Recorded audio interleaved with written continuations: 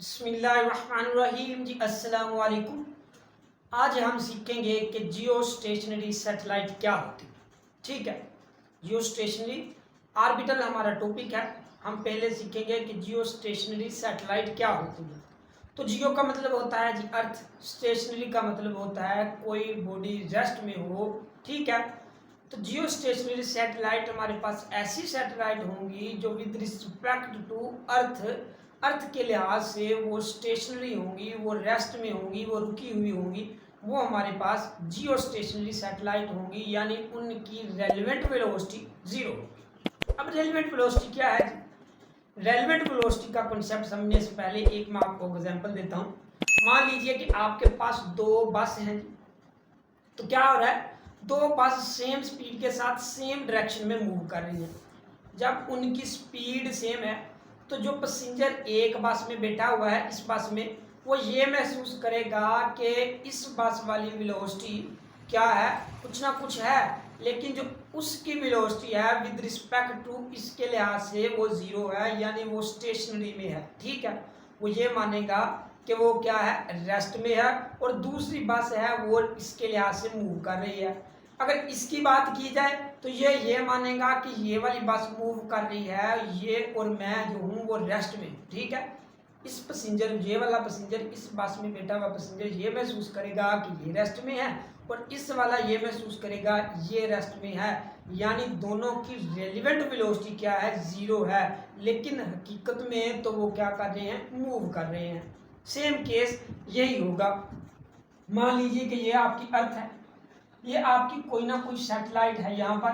ठीक है, आप जी यहाँ पर थे तो आपने देखा कि जब आप यहाँ पर थे तो आपकी सैटेलाइट आपके सामने थी। ठीक है जी, इस तरह 6 घंटे गुजरे तो आप यहाँ पर आगे, आपकी सैटेलाइट भी आपके सामने है। इस तरह 6 घंटे और गुजरे, आप यहाँ पर थे, सैटेलाइट आपके सामने थी। 6 घंटे और गुजरे, आप यहाँ पर थे, सैटेलाइट यहाँ पर थी। तो आपने एक चक्कर मुकम्मल किया, तो फिर जिस पॉइंट से शुरू किया था उसी पॉइंट पर वापस आ गए। तो आपने क्या देखा कि जिस तरह आप मूव कर रहे हैं आपकी सैटेलाइट भी उस तरह मूव कर रही है। आप क्यों मूव कर रहे हैं? क्योंकि आपकी अर्थ रोटेट कर रही है, अर्थ के रोटेट करने से आप मूव कर रहे हैं, और ग्रेविटेशन फोर्स की वजह से जो आपकी सैटेलाइट है वो भी मूव कर रही है, यानी वही सेम स्पीड के साथ मूव कर रही है। आप भी उस पॉइंट पर हैं, वो भी उस पॉइंट पर है। जिस तरह वो मूव कर रही है आप भी उस तरह मूव कर रहे हैं। इसका मतलब दोनों की रेलिवेंट वेलोसिटी, यानी जो आपके पास सैटेलाइट है उसकी relevant velocity with respect to earth zero है, और जो आपके पास ऑब्जेक्ट है जो मैन है उसकी velocity with respect to satellite दो क्या है, वो जीरो है। तो ये इनके दरमियान क्या है, रेलिवेंट वेलोसिटी क्या होगी, जीरो होगी। लेकिन हकीकत में तो दोनों मूव कर रहे हैं। ठीक है, तो हमने देखा कि मान लिया जे हमारे पास अर्थ है, उसका क्या है, हमारे पास एक, हमारे पास ये सैटेलाइट है। हमने क्या करना है जी, वो रेडियस मालूम करना है कि जब आपकी अर्थ रोटेट करेगी तो उसकी वेलोसिटी किस रेडियस पर सेम होगी, यानी उसकी रेलेवेंट वेलोसिटी किस वेलोसिटी के साथ वो अर्थ के इर्द गिर्द रोटेट करेगी, वो कौन सी वेलोसिटी होगी, रेलेवेंट वेलोसिटी होगी, और हमने वो रेडियस फाइंड करना है। ठीक है, तो हमने प्रीवियस लेक्चर में पढ़ा हुआ है कि आपके पास जो ऑर्बिटल वेलोसिटी है हमने उसका एक एक्सप्रेशन निकाला था। वो हमारे पास ये था कि v आपका बराबर था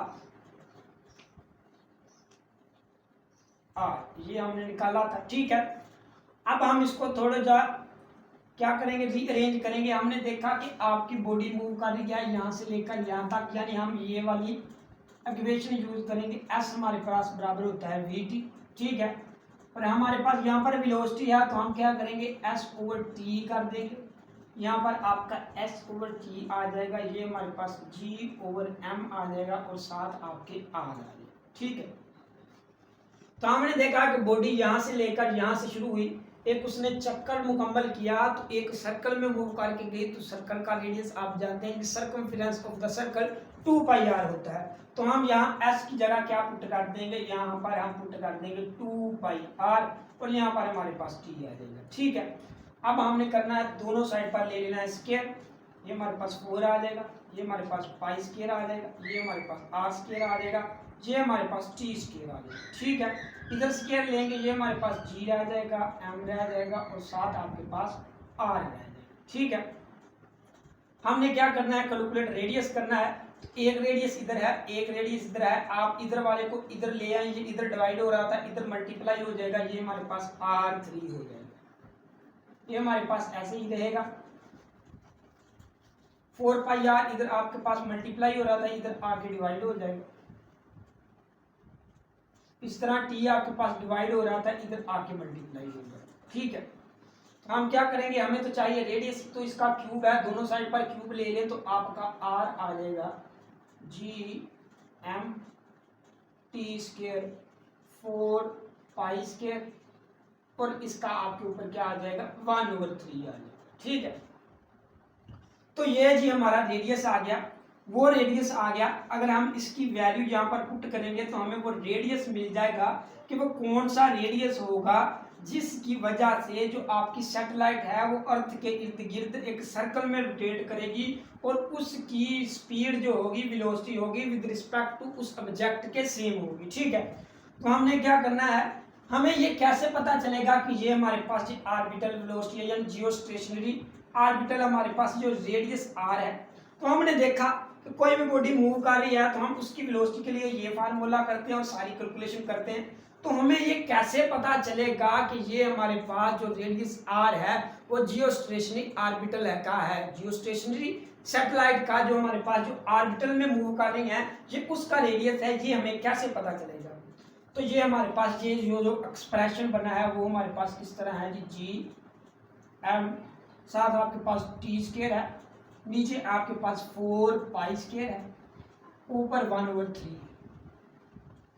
तो हम देखेंगे कि जी हमारे पास क्या है जी, जे हमारे पास ग्रेविटेशन कांस्टेंट है। जो मास क्या है जी, मास ऑफ द अर्थ है, तो मास ऑफ का अर्थ भी सेम रहेगा। ठीक है, ये हमारे पास 4 कांस्टेंट है, ये भी रहेगा, ये पाई हमारे पास कांस्टेंट है, ये भी रहेगा। तो इसका मतलब ये तो हमारा सारा एक्सप्रेशन 0 है। तो 0 कौन सी चीज नहीं है, टाइम है।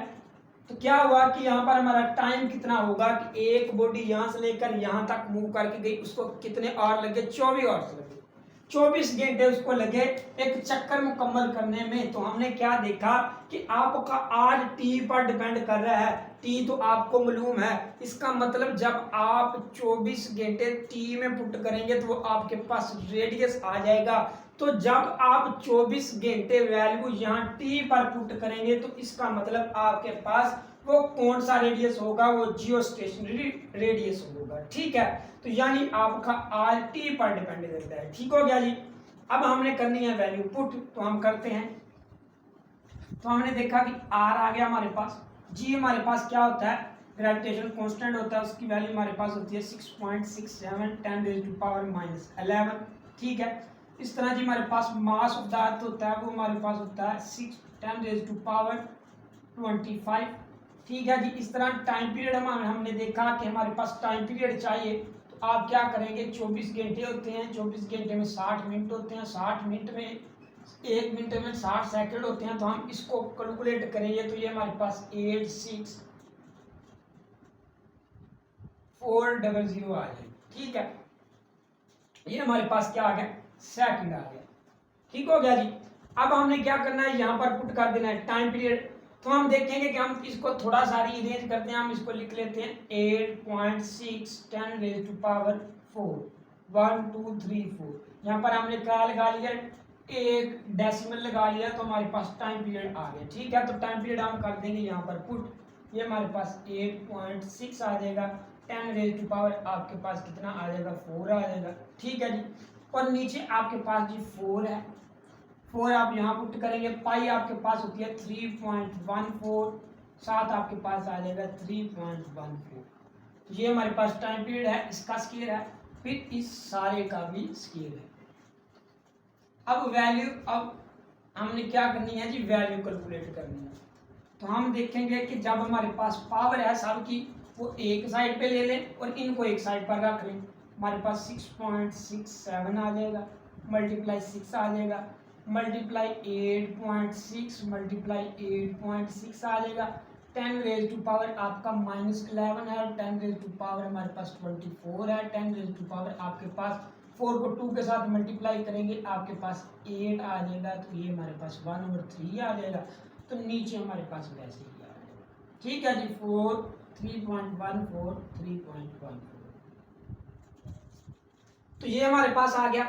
तो जब हम क्या करेंगे, इसको थोड़ा सा और रीअरेंज करेंगे, तो ये हमारे पास जब आप इस सारे को मल्टीप्लाई करेंगे तो ये हमारे पास आ जाएगा, तकरीबन आ जाएगा आपके पास 2988.82।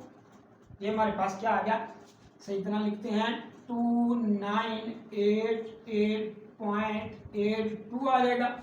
10 रेज़ टू पावर कितना आएगा, तो हमने देखा कि इनकी बेस सेम है, हम इनको ऐड करेंगे।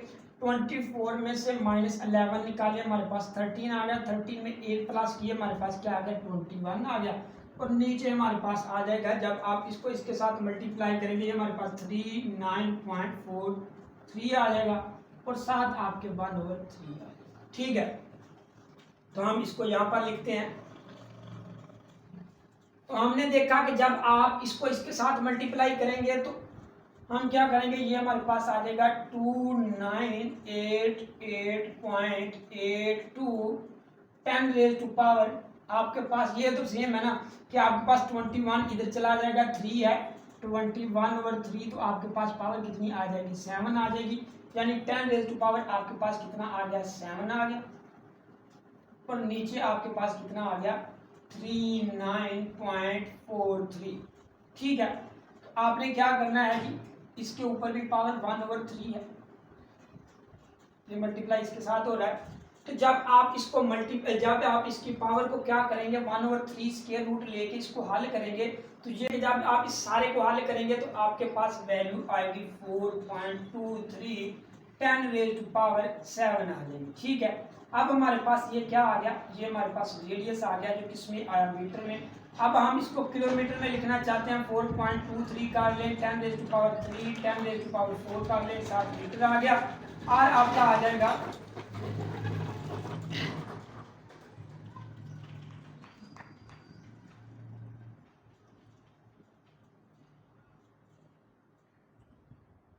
किलोमीटर में निकालना चाहते हैं, 4.23 10 raise to power 3 10 raise to power 4 metre आ जाएगा। आपके पास 4.23 मीटर किलोमीटर आ जाएगा। 10 रेज़ टू पावर 3 का मतलब होता है किलोमीटर। आपके पास ये आपके पास रेडियस आ गया। तो ये आपके पास वो रेडियस आ गया जो हमने क्या करना था, मालूम करना था। तो ये जी आज का हमारा टॉपिक। उम्मीद है आपको समझ आ गई होगी। किसी किस्म की भी आपको कन्फ्यूजन है तो कमेंट सेक्शन में कमेंट कर सकते हैं। अल्लाह हाफिज़।